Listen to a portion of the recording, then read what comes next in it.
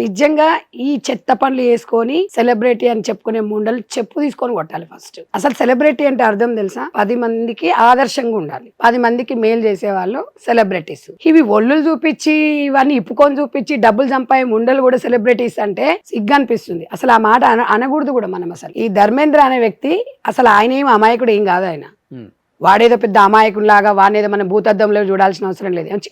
వాడు ఊర్లలో వ్యవసాయం చేసుకోవట్లేదు, లేకపోతే వాడికి ఏమో వాళ్ళు రావన్నట్టు కూడా కాదు. వాడు ఆల్రెడీ లండన్ లో జాబ్ చేస్తున్నాడు, ఇప్పుడు సెకండ్ డైవర్స్ కూడా అనుకుంటా. సో ఇవన్నీ జరుపుకుంటూ ఇవన్నీ చేస్తూ కష్టపడుకుంటూ పని చేసుకుంటూ ఉద్యోగం చేస్తున్నాడు. అసలు అరే ధర్మేంద్ర గారు నిన్ను అడుగుతున్నా ఫస్ట్ నేను, వర్మ గారిని అది అప్పుడు గతంలో ఎంత అది వైరల్ అయిందండి. వాడు ఉన్నాడు కదా వర్మ, రామ్ గోపాల్ వర్మ, మొత్తం తొడల మీద మందు పోస్తే నాకినోడు వీడు, వానే సంక నాకు ఇచ్చింది నువ్వెంతరా, మీకేమైనా కొంచెం బుద్ధి సిగ్గేమనుందా?